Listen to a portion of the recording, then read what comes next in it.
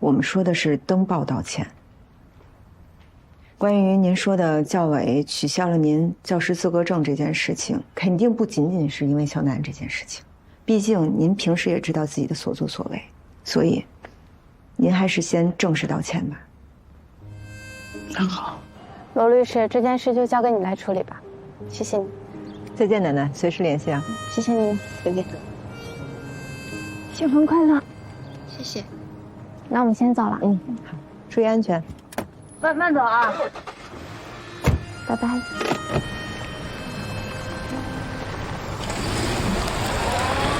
三位律师，那个肖楠楠确定不会再来找我们了吧？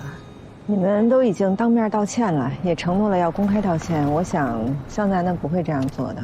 不过这次对你们来说也是一次教训吧，以后要善待他人。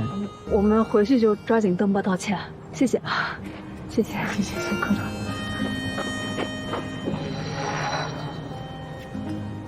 你们教育了我，事实证明乐观是对的。我也走了啊，我跟郝总约了谈事情。谈事情，谈恋爱，谈事情，谈恋爱。别瞎说了，再说，有好的事情发生哦。哦，走吧，我还有事情跟你商量。好。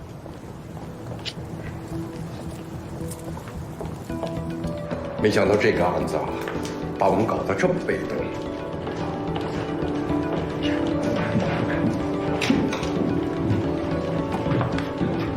我们今天的会议呢，严格保密，麻烦各位把手机拿出来，关机，都放桌上。万和的账目基本上已经理清楚了。我们发现啊，万和除了那一块土地，还有许多去向不明的资金。万和肯定私下转移了大量的资产。你看这笔，这一笔，这一笔，还有这一笔，像这样的还有很多。我发现万和藏匿资产不仅仅是那块地，还有这几笔资金呢。不是这万和的老板他是不想活了吧？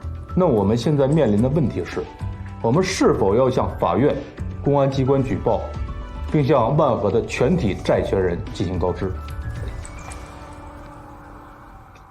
你们什么时候发现的？最近，因为我们负责整理的是万和和鼎新的账目往来，万和的整个账目基本上都是梁成所在理，我们是有监督的权利的。我是从他们整好的这个账目上发现的。现在可以肯定的是，我们发现的问题，梁成所早就已经发现了。徐老师，我们现在面临的问题是，我们的发现该不该告知委托人？你怎么看？从受托责任上来说，既然发现了，就应该告诉他。可是，万总和万和的领导班子肯定是涉嫌犯罪。如果刘总知道了，他很有可能会沉不住气，去举报万和和万总。更何况万和有几千个已经交了货款的小债权人，刘总知道了，那他们肯定也会知道。到时候大家一块儿去举报，公安部门肯定会采取行动，万和的班子会被一窝端的。一旦万和的领导班子跟财务进去，那我们的工作很难进行，破产重整程序也会面临困难，乃至转清算。可问题是，知道这件事儿的不止我们一家，许卓的卓越所也很清楚这件事。如果我们不举报，他们举报的话，那我们可能会面对债权人主张管理人渎职，未尽忠实其免义务，也将会面临巨额索赔的风险。我们总结一下我们现在面临的局面。我们代理了万和破产中鼎新债权一系列事项，同时代其监督管理人行使职权。从受托责任上来说，我们有义务向鼎新披露一切我们知道的信息，否则鼎新可以告我们违约或者渎职。一个秘密如果两个人知道的话，那就不叫秘密。刘总最近情绪非常焦虑，如果让他知道这个消息，我不敢保证他不会泄露。另外，就算他保证不泄露，那几千个小债权人如果知道了这个消息，肯定坐不住。如果事情闹大了，那破产重整就无法进行，就很可能改成清算。一般债权清算偿贷率很低，那鼎新的权益就一定受损，是这样吗？是这样的，徐律师。哦，是这样的。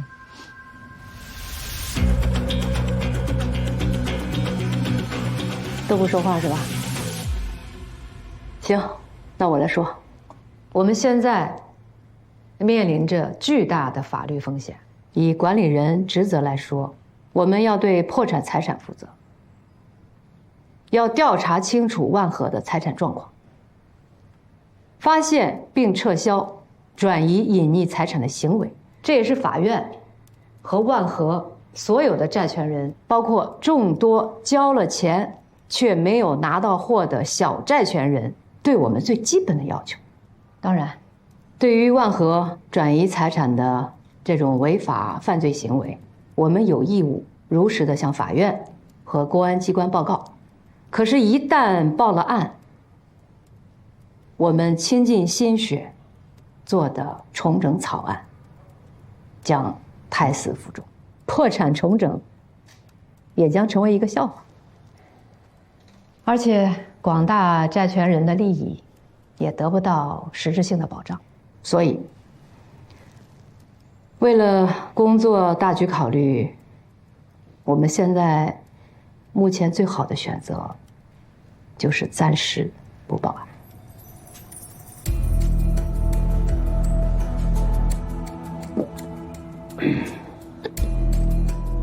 所以我们本着大局和保护委托人最大的利益出发，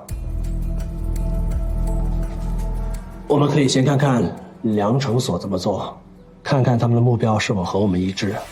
如果他们选择不揭发，那我们暂时不公开，但我们就要在一定时间内承担不向委托人披露真实情况的法律风险。你们觉得呢？我同意。你呢？啊，徐老师，我个人还是觉得这样风险太大了。我们代理的是债权人，所以我们有责任向鼎新告知真相。我刚才说了，选择暂时不公开，就是为了保护他们的最大利益。可我还是……你有什么别的方面的忧虑吗？万和当下的情况让我想到另外一个案子，就是当年您参与过的筑城案。我前些日子也看过这个案子的案卷，我怀疑梅大良夫妇出事儿是和筑城案有关系的。你说这个和我们现在讨论的案子有什么关系吗？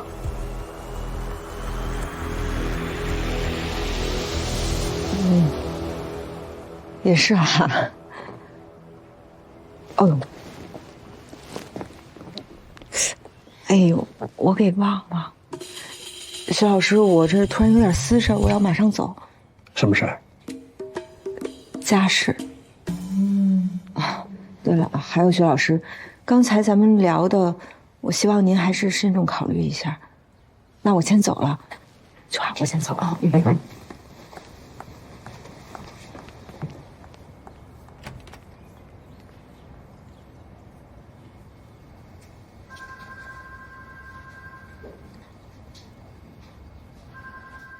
那我也先去忙了，徐律师。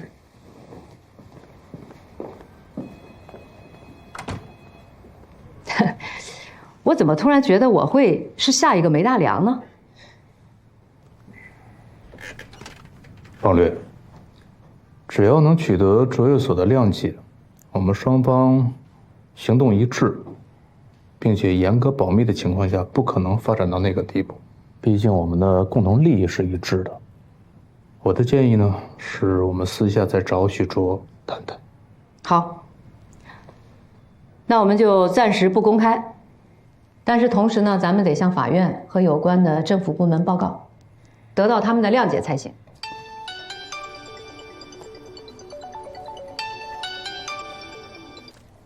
喂，有事儿啊？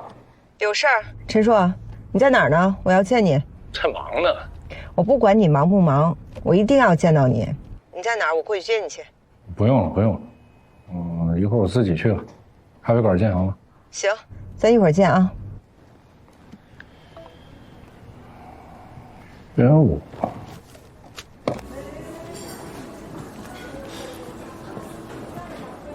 你好，罗小姐，今天还是老样子吗？2杯美式咖啡啊，对，2杯。好的，稍等啊。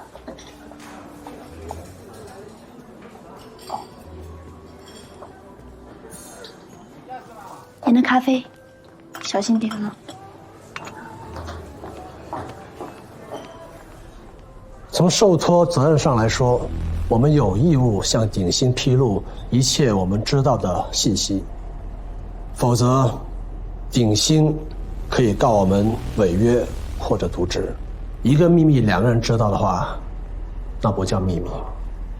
那几千个小债权人如果知道了这个消息，那肯定坐不住。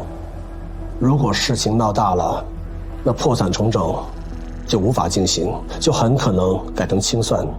一般债权清算偿债率很低，那鼎新的权益就一定受损。万和当下的情况让我想到另外一个案子，就是当年您参与过的筑城案。我前些日子也看过这个案子的案卷，我怀疑梅大梁夫妇出事儿是和筑城案有关系的。你说这个和我们现在讨论的案子有什么关系吗？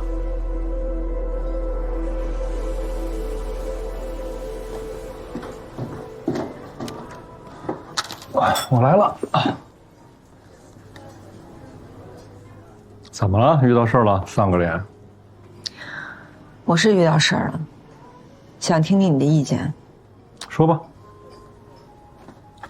我在查万和的账目的时候，发现有些情况和当年筑城案很相似。筑城的老板也是当年的法人代表于成，在筑城集团重整成功以后，因为骗贷和隐匿、销毁会计账本而判了刑。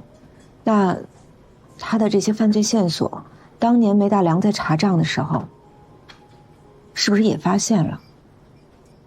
情理上推，梅大梁是什么人？我认为他肯定发现了。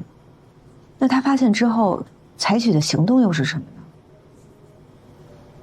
按照事情后续发展来看，很有可能梅大梁因为考虑到破产重整的大局，所以选择了暂时不说。但他这样的行为会被旁边的人理解吗？或者说，如果有人不愿意跟他共同承担这份风险，这会不会成为他们除掉梅大梁夫妇的动机，或者被他们看作成扳倒他们俩的机会呢？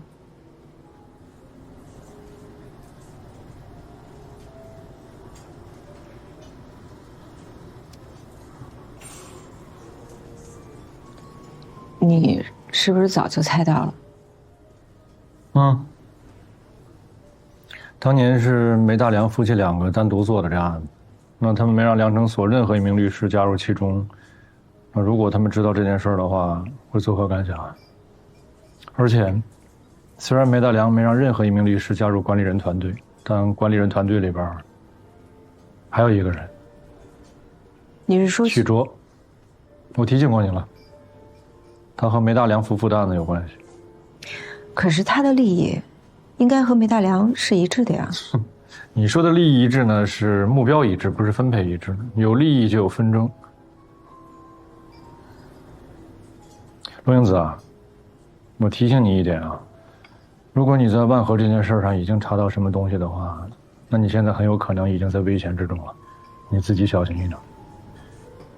你觉得会吗？怎么不会啊？当你的委托人知道你隐瞒了事实，不会告你违约吗？不会提出更严重的指控吗？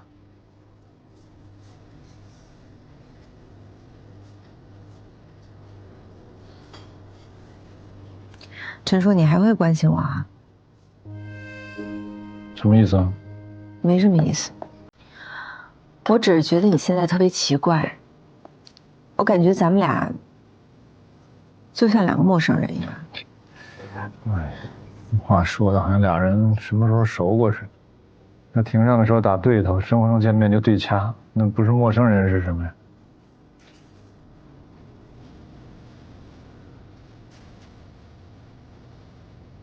哎，反正也不重要，你就把我刚才说那些话呢，当做是一个陌生人给你的忠告和建议。还有别的事吗？你是不是遇到什么事？我没事，挺好。好。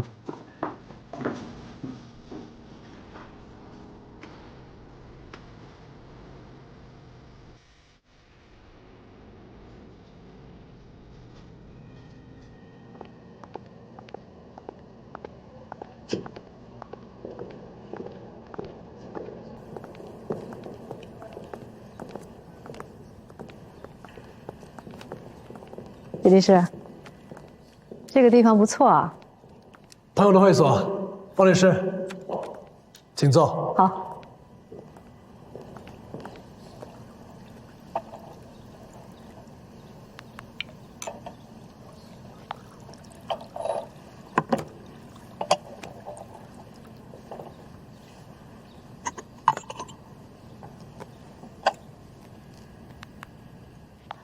万和的账，你们应该看到了。他们除了那块地，还转移了大量的资产。这个你们也应该发现了吧？梁诊所之前的工作做得很好，我们都知道了。那你们打算怎么办呢？我们听梁诊所的。许律师，你是个明白人。虽然我们现在都各自站在不同的利益集团，但是从某种角度上讲，我们的利益又是一致的。只有万和重整成功，你的委托人的利益才能最大化。听方律师的意思是，你们暂时不想公开。我听你的。如果你们想报案，我们也没办法阻止。万和大大小小数千个债权人，我们只是其中一个。任何一个债权人选择报案，都很可能破坏你们的破产重整计划。这正是我今天约您见面的原因。到目前为止，这个信息只有我们两家知道。如果我们绝对保密，那债权人就不会知道，也就不会有人去报案。可是如果卓越所透露给你们的委托人的话，哪怕是那个刘总啊，他承诺不报案，我们也不敢承担秘密被泄露的这种风险。那这种情况下，我们肯定会去报案。那其结果，你应该能想到，万和的整个班子会进去，重整一定会失败，那所有人的利益都会受损。如果我们知道了却不告诉我们的委托人，那我们也面临欺骗委托人的法律风险。那这就得请许律师管好自己人了。我们这边，你放心，这关乎到我们梁诊所重大的利益，我们绝对保密，绝不会向任何人透露的。如果真能做到这样，我听您的。您的意思是？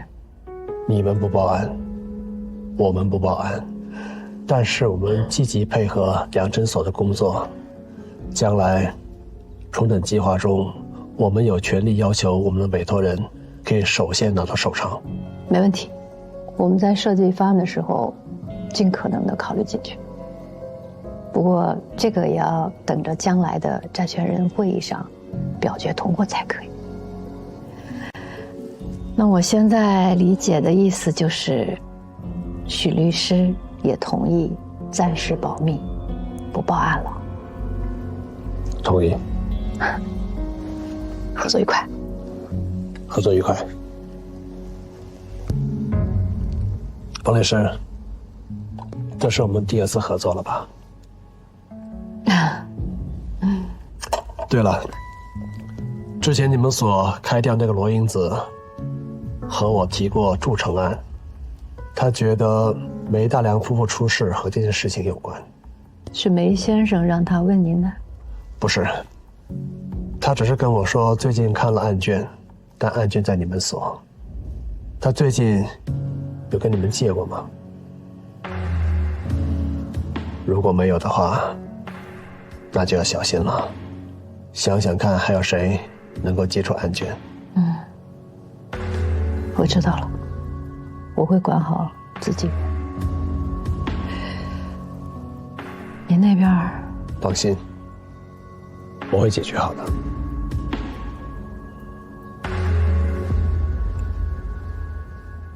你怎么想到了这些啊？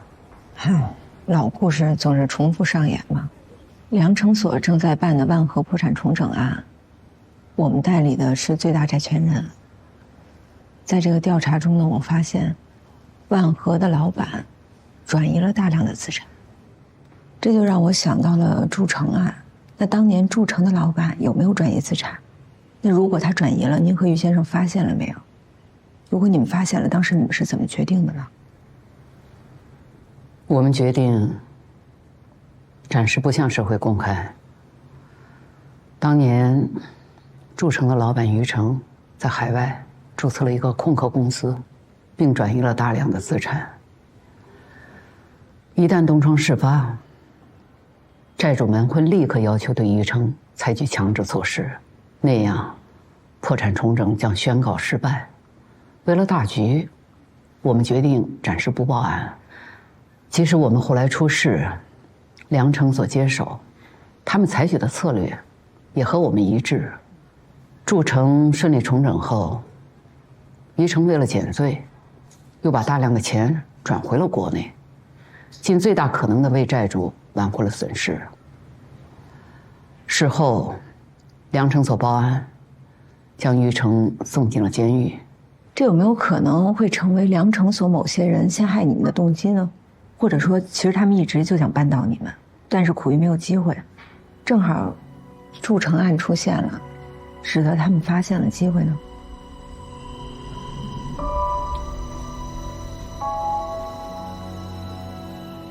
不会的，这件事情严格保密，他们根本不知道。那有没有种可能，是别的什么人对良城所泄露消息了呢？这是核心机密，知道的人寥寥无几。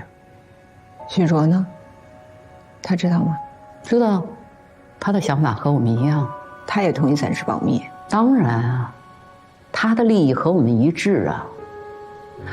他当时刚起步，这个案子的成功对他更加重要。可是梅先生，我一朋友跟我说，利益一致，看似两个人站在同一战线，可如何分配利益，也同样能使两个人的关系分崩离析呢？那你轻看许卓了，他这个人对金钱没有太大的欲望，要不然也不会坚持这么多年的公益。再说了，我们给他的分成也高于市价，他不会因为分配不均而陷害我们，这一点上我对他有绝对的信心。怎么了？没什么。那除了他以外，还有别的人知道吗？几个助理，但是我想不出他们告密的原因。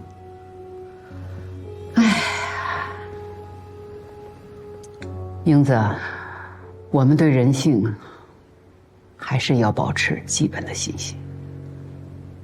许卓呢，已经同意了，和我们采取统一行动，但是有个问题。什么问题？罗英子在他们团队，而且罗英子和陈硕的关系不一般。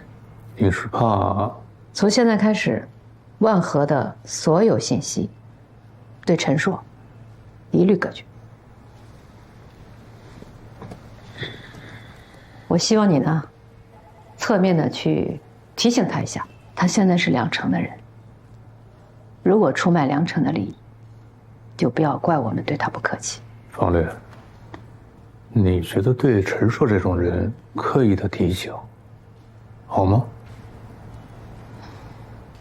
不提醒也行，但是所有的信息要对他绝对保密。他可是你介绍的人。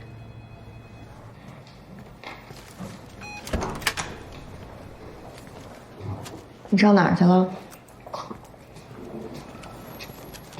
我先倒杯水。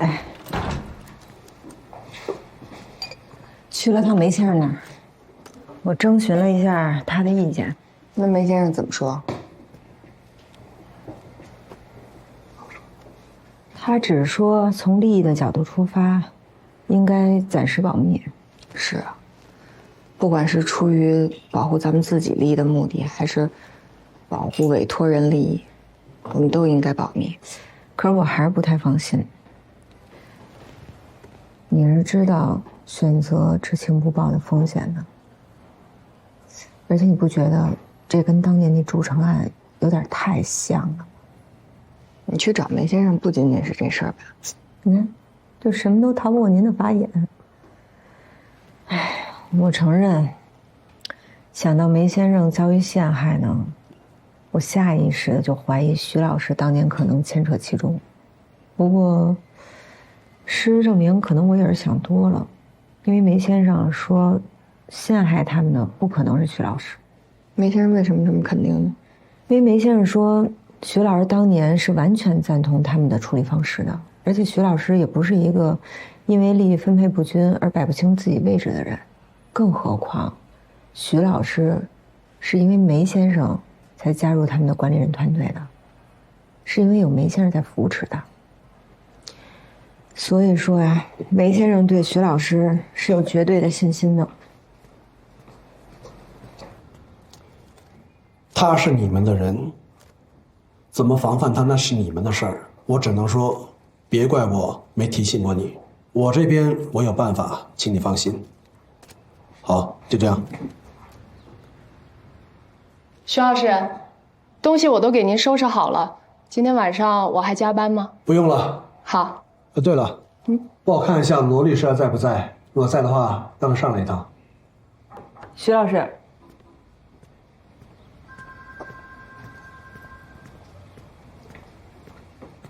英子，今天上午你不在的时候，我和邱律师讨论，觉得还是应该暂时不公开。徐老师，我不同意。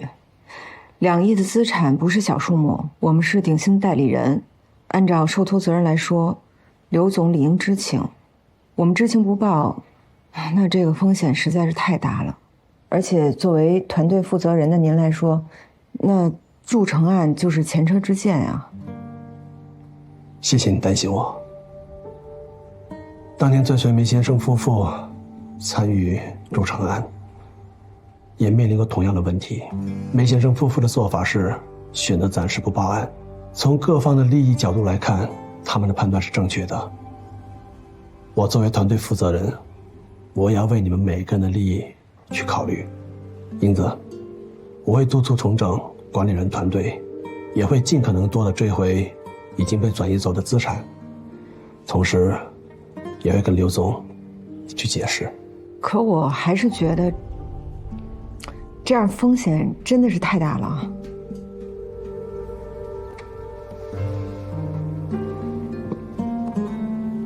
英子，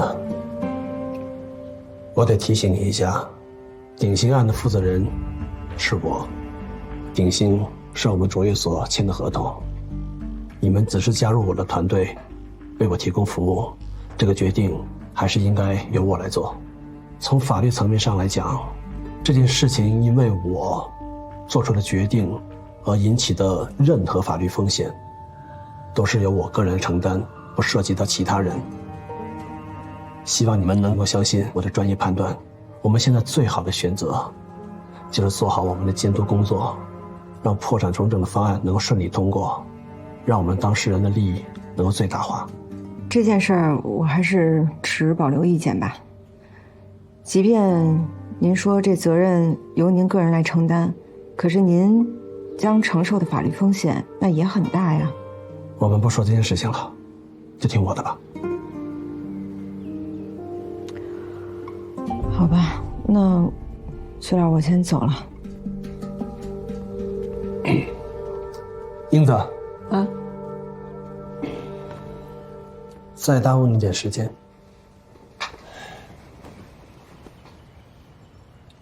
我记得我跟你说过，我看好你的潜力。经过这段时间接触呢，我坚信我没有看错人，所以我想向你发出正式的邀请，成为我的合伙人。啊？您是认真的吗，徐老师？虽然卓越所不是什么大所，但是一上来就可以做合伙人，不是每个年轻律师都拥有的机会。不，您过谦了，卓越所很好，而且确实是很难得这机会，但是就是太突然了吧，徐老师，我这有点被您说的有点懵了。我给你时间考虑。嗯，那如果我答应了秋华和夏舒他们呢？我要的只是你，罗英子。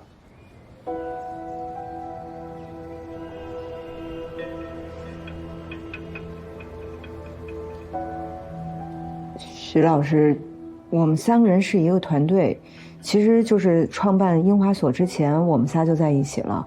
让我抛下他们，我可能做不到。这样吧，如果邱律师和夏律师愿意的话，也欢迎他们来到卓越所。不过，他们只能做专职律师，而不是像你一样享受合伙人待遇。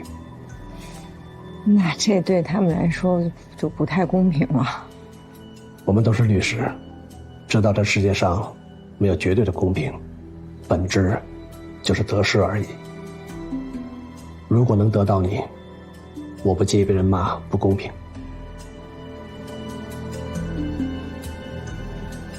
英子，你知道我欣赏你什么吗？滔滔不绝，非常自信，那股谁都不服的劲儿，让我想起了年轻时候的我。可惜，现在的我已经回不去了。但很庆幸，让我遇到了你。徐老师，希望你能认真考虑我的邀请。那抱歉，徐老师，那个，我再好好想想吧。我先走了啊，再见，徐老师。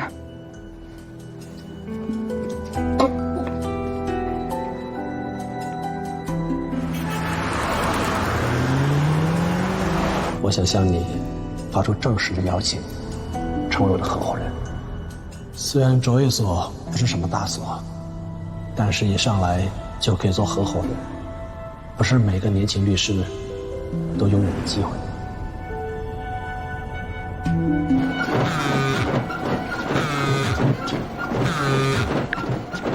喂，你跟哪儿呢？在家。出来吗？有事儿啊？有事儿。一会儿老弟我见吧。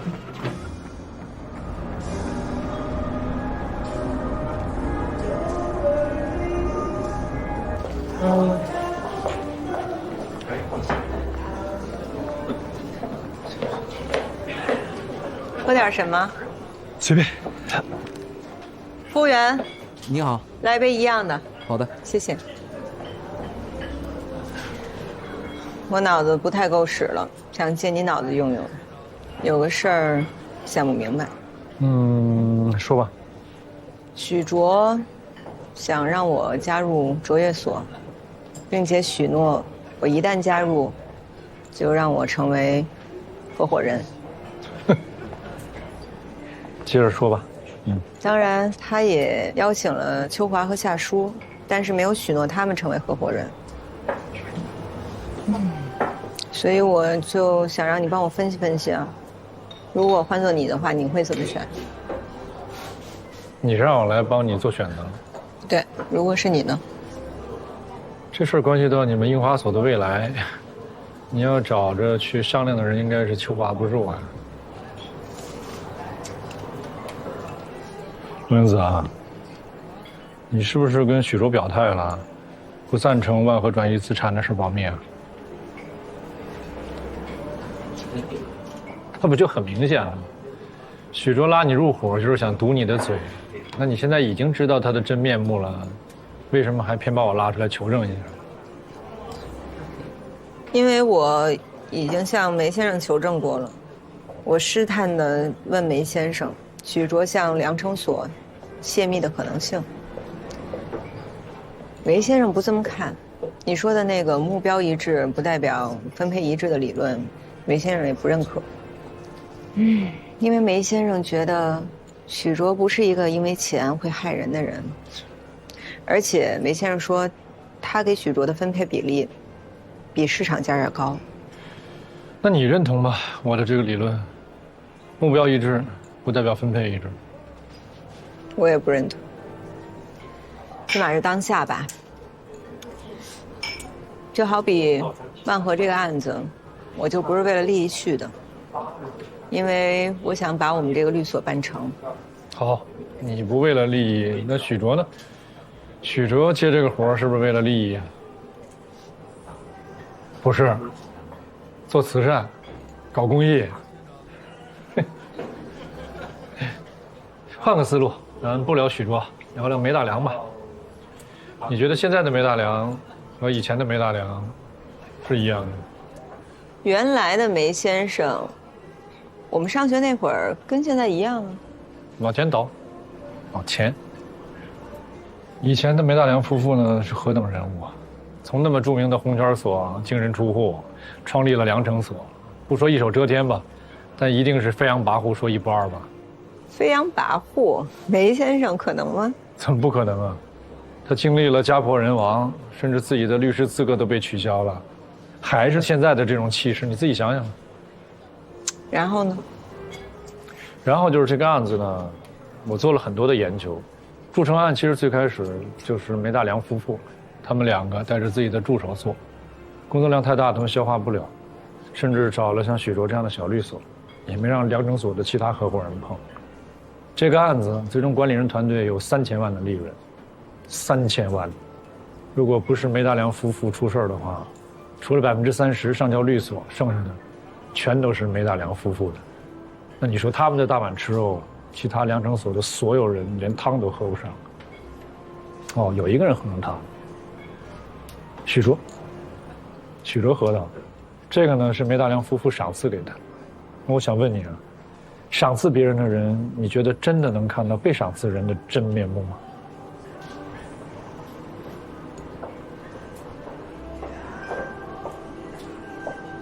谢谢。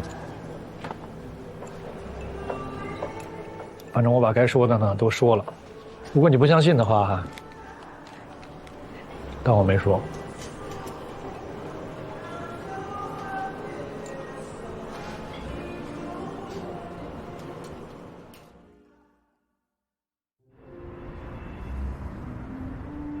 2杯拿铁，姐，您还是馥芮白低因脱脂奶。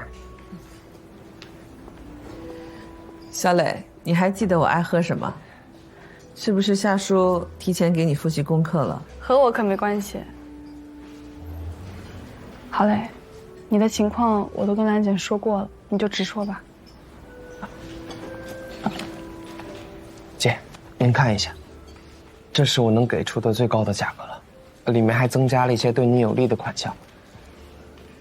您这2%的股份，真是能定了我的生死。您也不希望我大伯、小叔他们欺负我吧？我这次回来就是因为这事儿。你看一下，这是你大伯和小叔最新给我开的价格。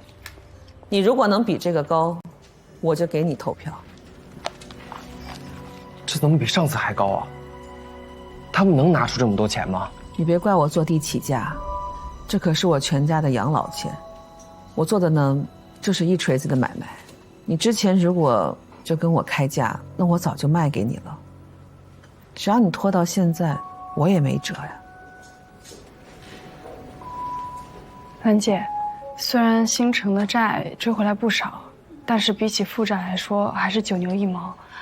加上行情不好，工人工资亏空大，郝总的钱进去不少。你看能不能？谁都难，我也难。就说夏叔，他还要替他父亲收拾烂摊子，你欠他的钱不是还没有还上吗？就这样，他还私下找了我好几次，替你说好话。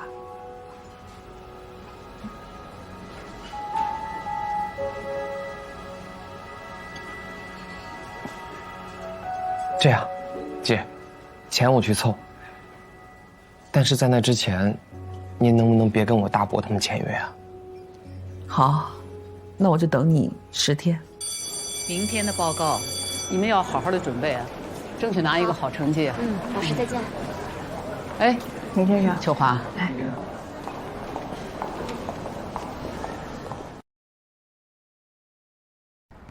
英子能有你这种搭档，我很放心。他热血、聪明，能扛事，但有的时候啊，容易冲动。你呢，缜密稳重，你们俩在一起，正好互补。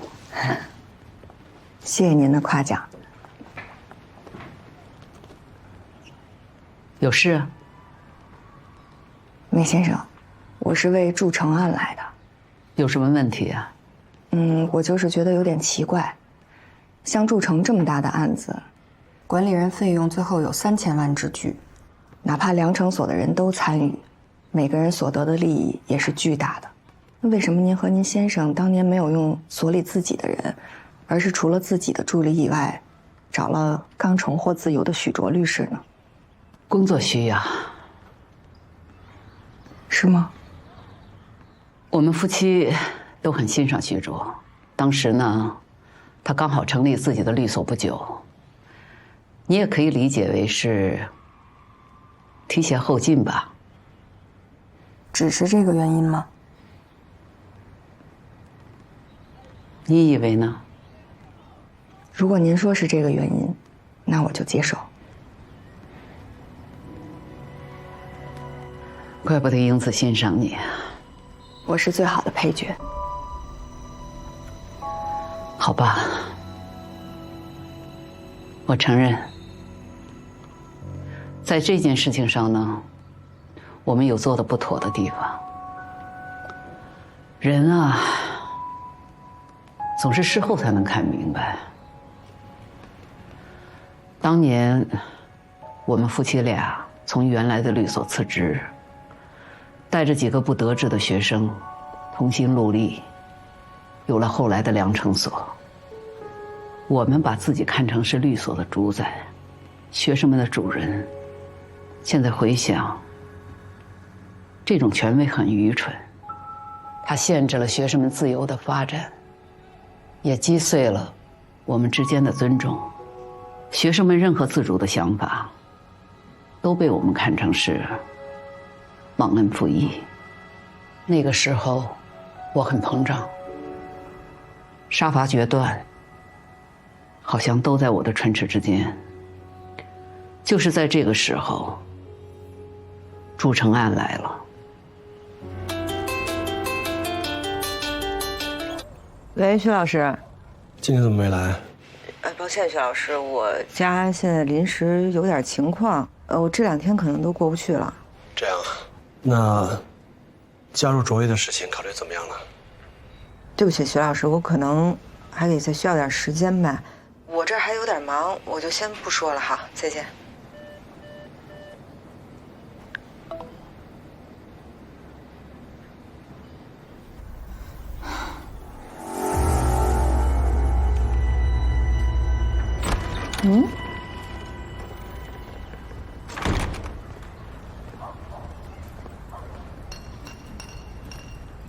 你在啊？你怎么没去卓越所啊？哎，你过来呗，我有事要跟你说。那正好，我刚才去找了梅先生一趟，等你说完，我也正好想跟你聊2句。你先说。许卓想让咱们3个加入卓越所。哦，然后呢，让我当合伙人，你和夏叔律师呢，当卓越的律师。哎，但人说了啊，给你待遇从优，然后咱仨还是一团队。你答应了？你猜？那你怎么想的？哎，其实啊，我因为这个事儿，昨天我也跟陈硕说了一下。他觉得呢，许卓是因为担心万和转移资产这个秘密泄露，所以就拿加入合伙人这条件来堵我的嘴。哼，反而我是越来越看不懂这许卓了。那之前因为万和的案子，我下意识地认为他和梅先生的案子有牵扯。但是梅先生呢，还总给他做背书，我也就没多想，觉得还是梁成锁的嫌疑最大。为什么呀？我觉得当年梅先生发现于成犯罪的线索以后，为了保证破产重整顺利进行，所以选择暂时保密。而这件事呢，被梁成锁的合伙人知道了，他们就发现了有一个巨大的风险摆在自己面前，万一铸成的股东得知管理人明知道于成犯罪而选择隐瞒不报，那他们将来的利益诉求就很难得到满足啊。转过头来就可以诉管理人失职而要求赔偿，而梁成锁就要面临着上亿的巨额赔偿，而他们的合伙人也要赔上全部的身家。铸成案呢，梅先生夫妇又没有让梁成锁的其他人参与，也就是说，巨大利益没我们的份儿。可是遇到问题的时候呢，我们要面临着倾家荡产的风险。但是如果梅先生夫妇倒下呢，哎，那这事儿就不一样了。利益呢，大家可以均摊，风险呢，还可以随时把控。你说的都对，但是你忘了一条。梁成锁当时是没有人知道铸成案内情的，知道内情的除了梅先生夫妇的助理，就只有许卓了。可这事儿吧，我也跟梅先生那儿求证过，他说不可能是许卓，而且我也没有证据能够证明许卓就跟这件事有关联。哎，你说梅先生夫妇一直都很支持他，他何苦要捅自己恩人一刀呢？恩人？许卓希望自己有恩人吗？据我所知，许卓第二个案子的辩护人就是梅大亮夫妇。古人说大恩不言谢，深恩几近仇。大恩没办法报，那就想办法把恩人杀掉。梅大亮夫妇性格一向强势，你觉得他们会怎么对待一个受恩于他们又穷困潦倒的年轻人呢？再说许卓，许卓是甘愿当小跟班的人吗？还有一点，如果真有债权人对管理人进行巨额索赔，那许卓的小律所是肯定逃不掉的。说是这么说，但我看梅先生也心甘情愿地为许卓背书啊。梅先生是你的恩师，你看他肯定自带光环。但我很客观，我今天问梅先生，当年铸成案您为什么不给自己人，而是给了一个外人许卓？你知道梅先生是怎么说的吗？我们把这个肥差交给了一个外人许卓，我们的确欣赏他，但这也是一种警示。我们想让谁活谁就活，不尊重我们，只能被晾在一边。可惜，这些都是在老于死后，我才慢慢反思察觉到的。可当时我们以为，我们就是在扶持年轻人。我没跟你说这话之前，你知道梅先生是这样的人吗？反正我觉得啊，现在就一切都是我们的推理，但是我想是在这件事情没调查清楚之前呢，就先不去住院所，先让夏叔替我去。哎，徐老师，英塔，我之前也跟您说，因为家里不是有点事儿吗？您看我能不能先换个律师去，换我们律所的夏叔律师，行吧？为什么？哦，因为我啊，可能要回一趟那个老家岭南。发生什么事了吗？这个其实您也知道，这个我家里不是就剩下我父亲一个人了吗？他呀老人家老是觉得我一个人在京北，他不放心。而他不是又有一个什么得意弟子，就想让我回去认识，那我就先回去看看吧。你是说你要去相亲吗？这么理解也可以。相亲，你不至于吧？嗨，主要是我这老父亲啊，也是快70岁的人了，我不是得让他老人家放心吗？哎，对了，徐老师，那个关于这个加入卓越所哈，这个事儿我考虑清楚了。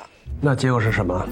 这个事儿呢，我也是跟秋华律师还有夏舒律师都说过了，他们听完很激动，跟我的心情是一样的，都非常感谢您对我们的认可。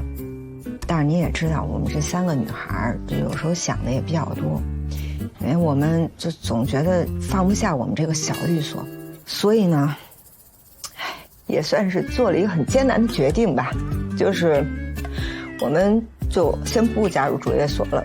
但是非常感谢您对我们的这个认可和理解。你们不加入，我很难过。是，我也是。但也没办法，你还是先回家吧。我去早会。谢谢徐老师的理解啊。再见。吓唬他没啊？牛！现在撒谎都不带打草稿的了。我容易吗？人在江湖飘。对了，就我这暗中调查这事儿啊，就先别跟夏舒说。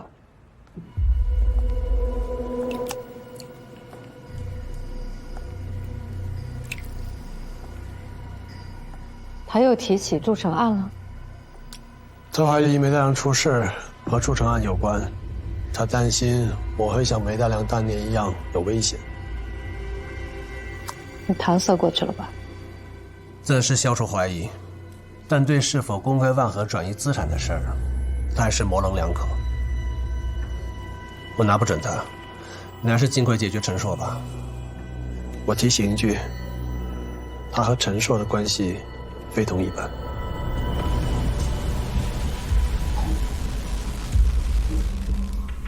走了。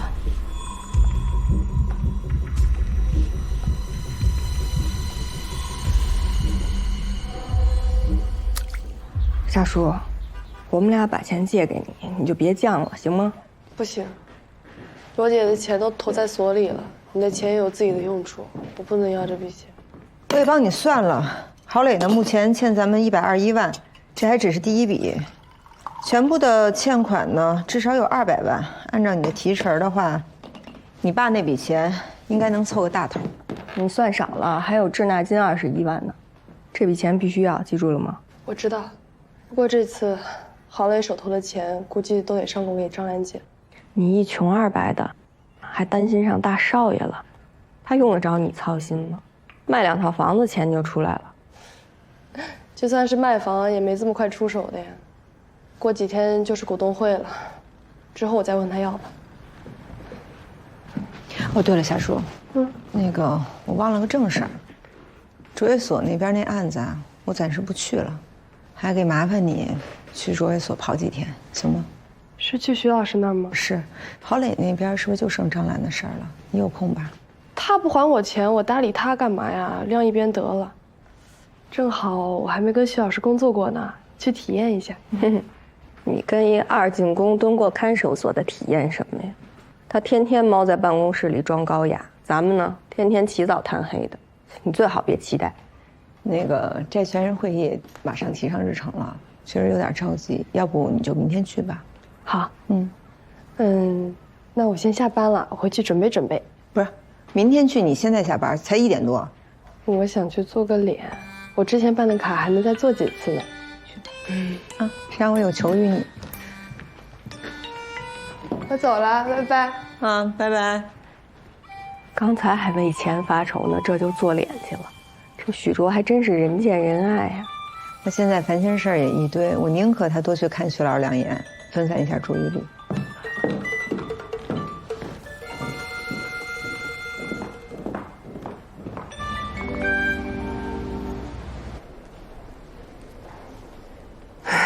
您迟到也太久了吧？这都几点了，你怎么还没来啊？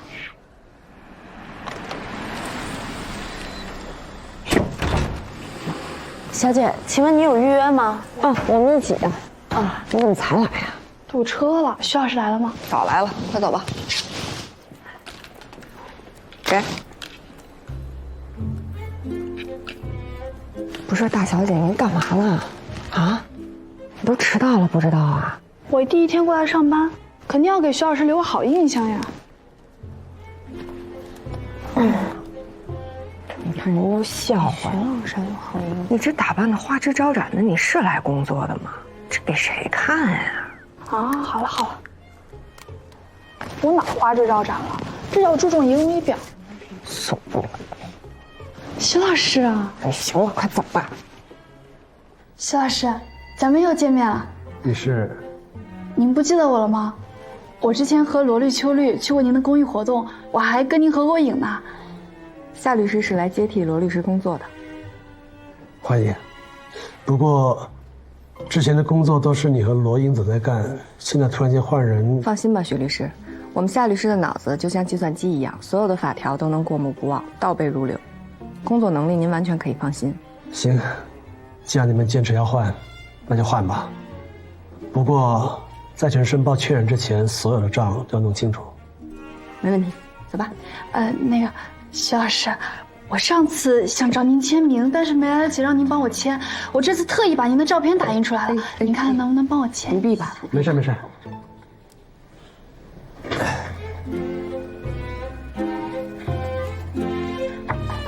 谢谢徐老师。好了吗？好了好了，徐老师拜拜。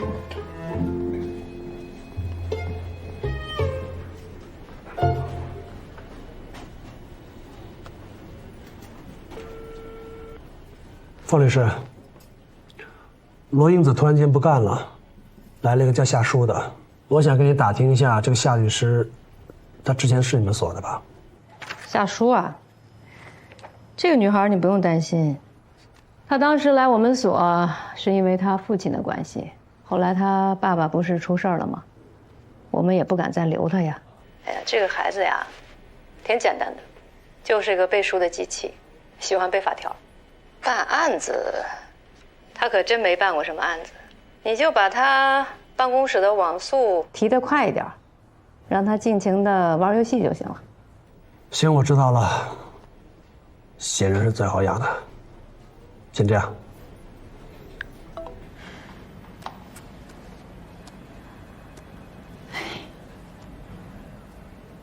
你这照片从哪儿弄的？网上当的呀。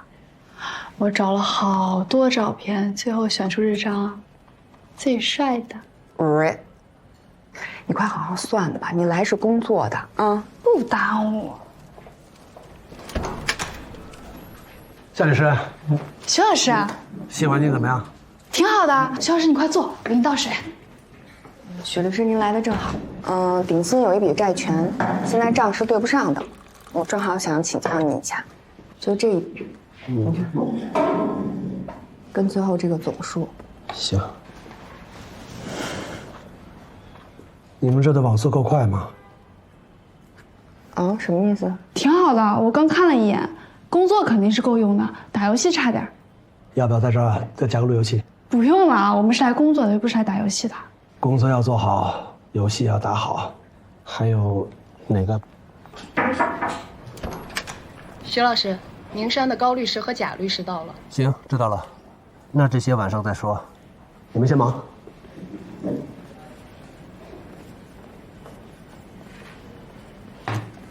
徐律师，你们好。徐律师，请，来请。这代理费只分给咱们一半，工作都让咱们干，他倒挺合适的。好不容易遇到点问题，说跟他商量吧，还要等到晚上，什么意思？晚上还让咱们加班呗？秋姐，徐老师来客人了，我去帮忙倒水啊。不是夏舒，不用吧？徐律师，我们是代表明山集团的孙总来的，有个案子想委托你。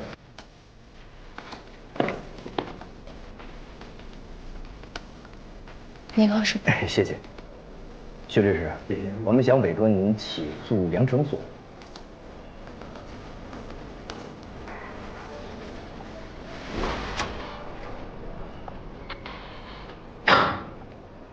您是？哎，张律师您好，我是夏舒，我也是那个鼎新案团队的。您好，夏律师。您上来有什么事儿吗？那个我是来找您的，张律师。我之前在下面看了一圈，好像就我跟您是同龄人，我有好多事儿不懂的，想问问您。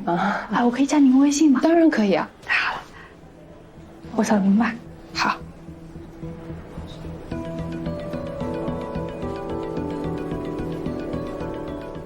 我们下去好，那个徐律师在忙是吧？对，他在招待客人。好的，来，我扫您。我把手机号给你发过去啊。好嘞，我一会儿存一下。那我先去忙了。行，有机会我请你吃饭。嗨，随时联系啊。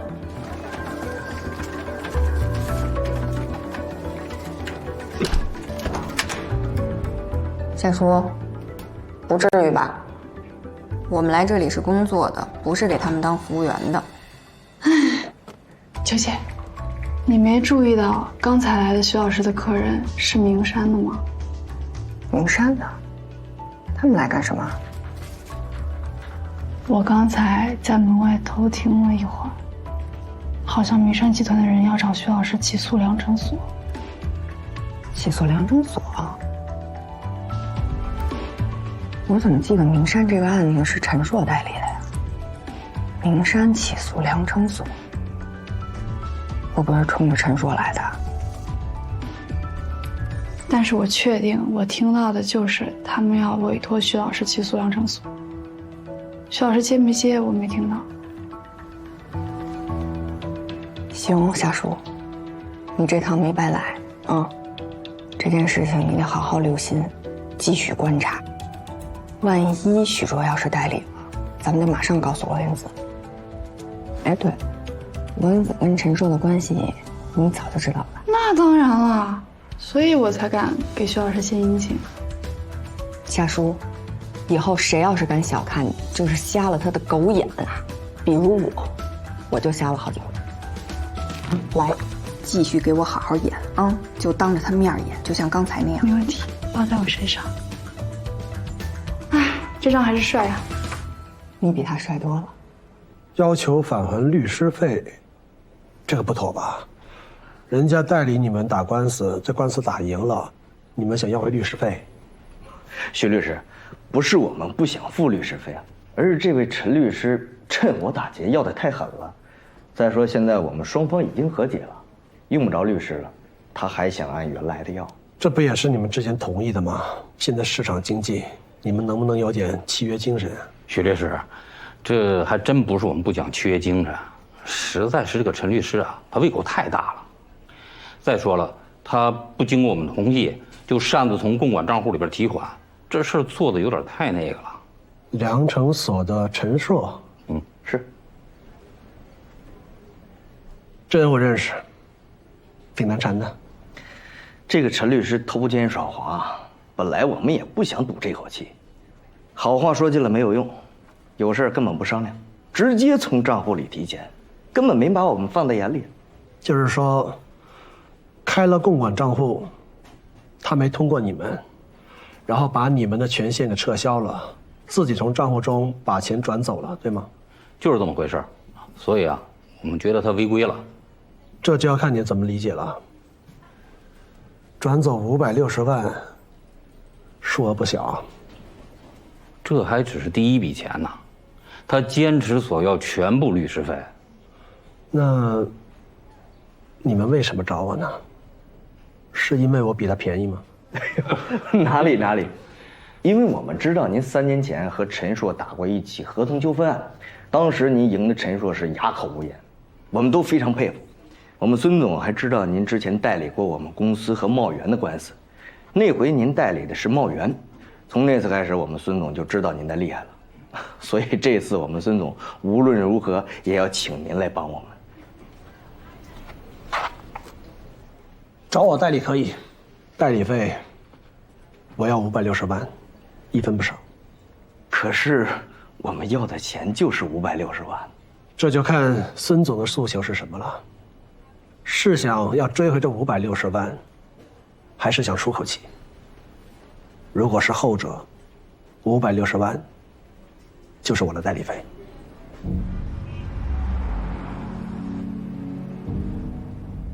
孙明山找许卓和咱们打官司，但许卓跟我们都在万和的案子上。这案子一旦落到他的手里，我们就彻底的被拿住了。许卓虽然还没有决定，但是我们得做最坏的打算。接明山案的时候，陈硕的确承诺过风险自担，但是他毕竟是咱们所的人，我们不可能不受影响。更何况，许卓这个人，大家都很清楚。明山案事小，没多少钱，万和就不一样。如果他在万和的案子上给我们使坏，把万和转移资产的问题给抖落出去，那到时候咱们可是吃不了兜着走。陶正，陈硕是你引荐来的，所以呢，在这件事上，你务必要搞定他。我怎么搞定？让他把钱退回来？你觉得他能退吗？再说了，也没有办法退啊，税都已经交过了。只要他同意还，所里把税给他补上。还有，我们可以承诺他，将来在万和的案子结了之后，管理人费用上面拿出一部分给他，弥补他的损失不就完了？你觉得他会同意吗？他不同意也得同意啊，许卓牵扯的利益太多了，一旦万和出事儿，咱们所收入指数下降，那都是小事儿。怎么向当地的政府和法院交代？以后咱们还能再接到这样的案子吗？好吧，我试试。可我觉得，这事儿应该从许卓下手，他可是个定时炸弹。他跟我们又不是不认识，打个招呼总可以吧？许卓这边，我来找。你找陈硕之前，先找老韩，让他把拿到手的钱退回来。什么？把提出来的钱再退回去？你让我以后在律师界还怎么做人啊？对韩律师，你就不用那么客气了，退也得退，不退也得退。顾不上那么多了，万和的项目要紧。韩律，所里向你承诺，虽然你没有参与万和案，但是只要你把钱退回去，万和的破产管理人费用到账，我们保证你的收入不会低于这笔收入。我不干，那是我应得的，我凭什么退回去？韩律，如果我们坚持不退的话，那就会跟许卓闹上法庭。这个时候我们不能跟许卓搞坏关系。我就搞不明白了，哎，一个堂堂的良城所，怕和一个进去2回的混混搞坏关系，你们是不是有什么把柄让他给抓住了？韩律，我不能告诉你，但是在万和的案子上，我们的利益跟许卓是紧紧捆绑在一起的。我们这个时候跟他打对头是非常不明智的。我也是良城所的合伙人，陶律师，有什么事儿不能让我知道吗？韩律，我们不告诉你，是为了免除你的风险。这件事情，除了万和的工作团队，所有人都不知道。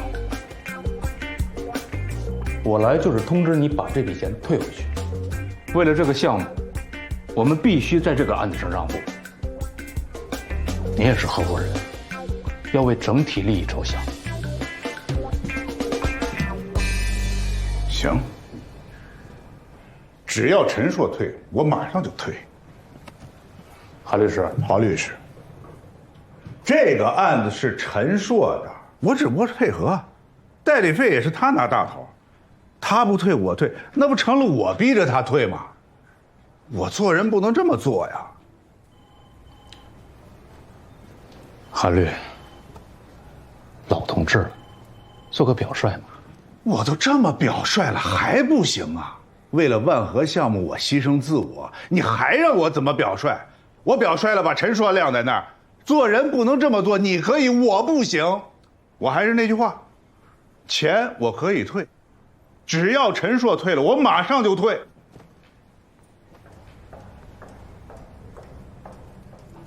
我跟方律师说。什么玩意儿？就当我是软柿子好捏是吧？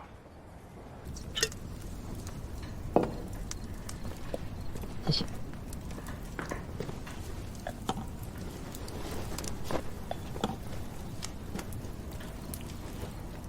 我就开门见山了，徐律师。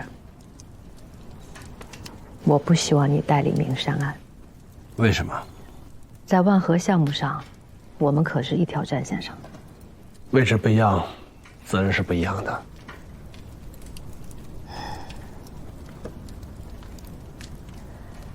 老许啊，以你现在的名望，我真的觉得你没有必要非得要接明山这样一个案子啊。更何况你告的还是自己的同行，难道你不考虑一下自己以后的名声吗？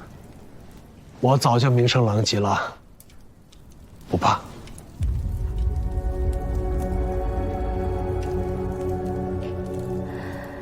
你是已经答应代理明山案了吗？还没有。我向明山提出560万的代理费，他们现在没回复我。你就为了这560万，什么也不顾啊？接受当事人的委托，为他们实现他们的诉求，领取我应得的报酬。我想不通，有什么需要顾忌的？难道就不考虑一下我们2个所之间的关系啊？不是2个所，是陈硕，我不考虑。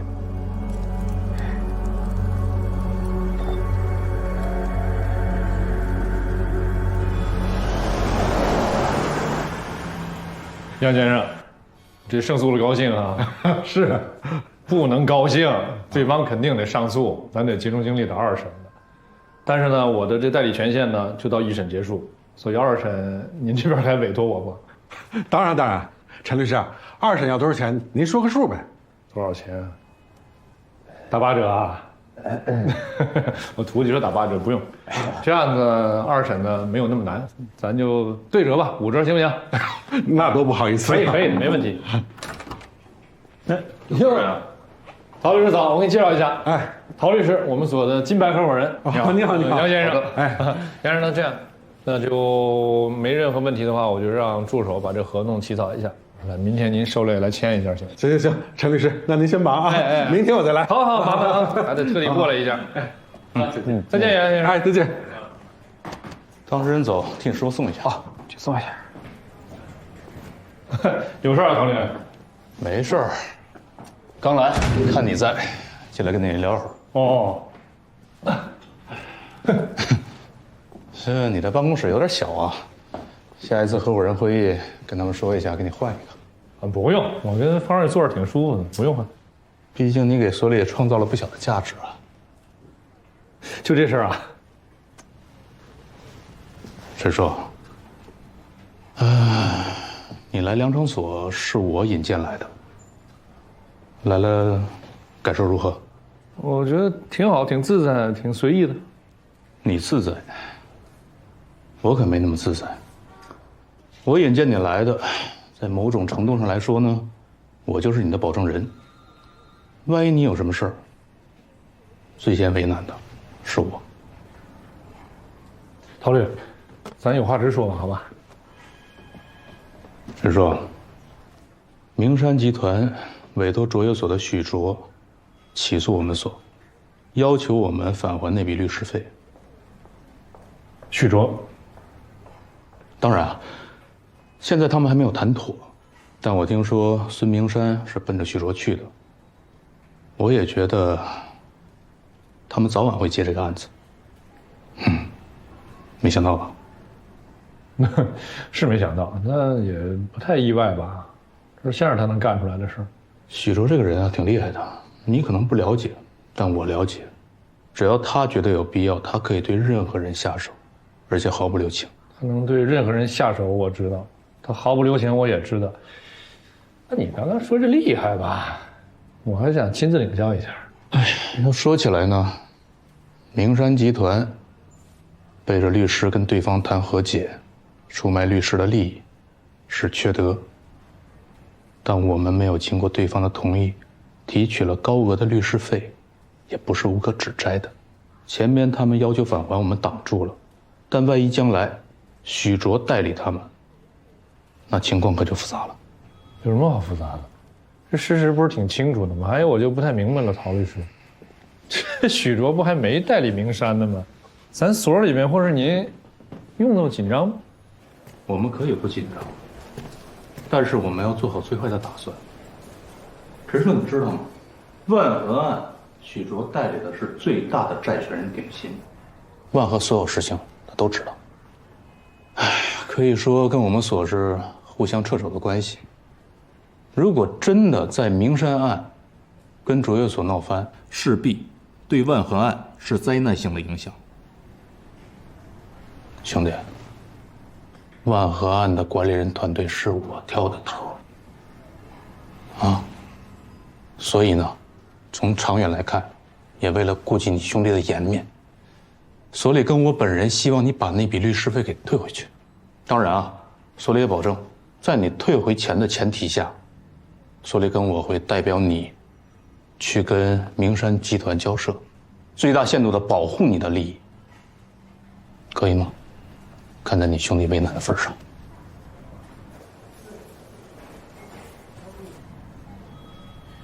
陶律师啊，你引荐我啊，把我带到粮政所，这事儿我谢谢你。那如果让你为难的话呢，我跟你道歉。但在这件事儿，对不起，我没做错，这钱我肯定不退。所以呢，你也不用跟所里任何人去解释什么，你就把所有事儿推我身上就行了啊。陈硕，硕哥，我把所有事都推你身上，我自己能摘得出来吗？别人会怎么说我，怎么看我？你要这么为难的话，我离开粮政所，我可以的。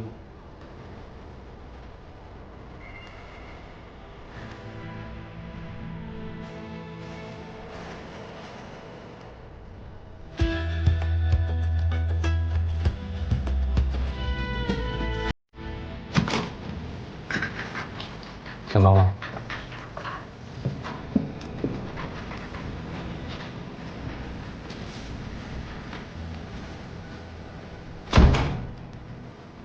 师傅，我刚才我都听到了，他们让你把钱还回去。我不还，拒了。那他们会对你做什么吗？不知道，后边有可能。师傅，这个事儿是我跟你一起做的，况且我也分到钱了。所以无论你在哪儿，我跟你一起担着。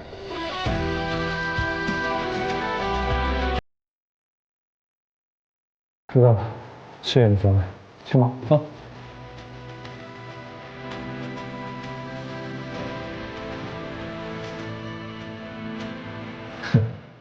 方瑞，没那么沉重，不至于啊，没事。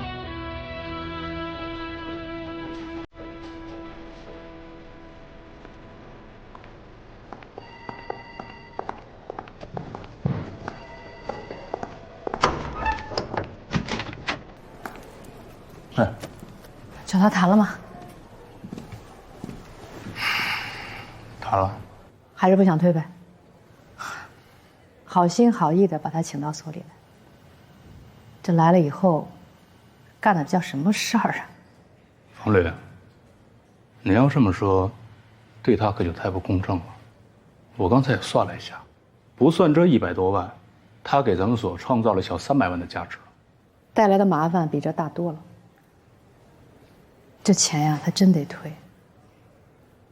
他如果坚持不退的话，那我们只好跟他撇清关系了。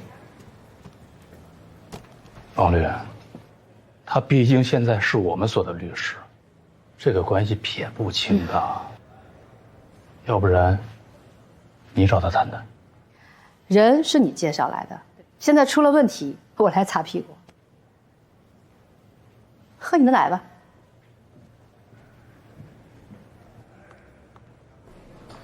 给陈硕律师打个电话，让他上一趟。好的，黄律师。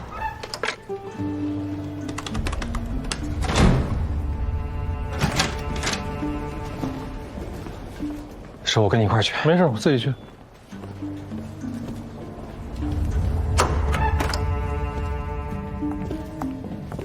你找我，方律师。请坐，陈律师。陈律师，你应该记得，在你当初接这个案子的时候，我就提醒过你，当律师的，当然只看法律，但是现实生活当中的一些情况，可比法律复杂的多，而且有许多事情，也不是仅靠法律就可以来裁判的。我当律师已经超过20年了，深知有些事情可为，有些事情不可为，顺势而为才是上策。那在这件事上，什么是顺势而为啊？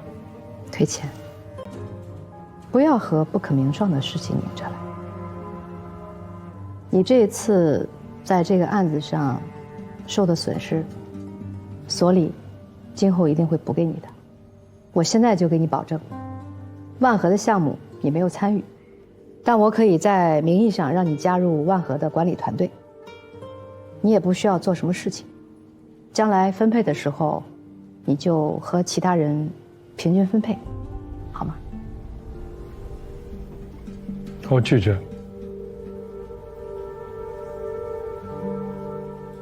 就是因为这个世界上有太多不可名状的东西，人类才发明了法律和规则。作为一个律师，我只相信法律和规则，我不放弃我该得的，我也不要我不该得的。不管怎么说，你是良城的一员，你要为良城所的大局考虑。方律师啊，这个就是我跟你的不同，你看重的是利益，而我看重的是做人的原则和底线。别的我不考虑。没别的事儿的话，我先去忙了。不考虑后果吗？我自己的选择，所有的后果我自己承担。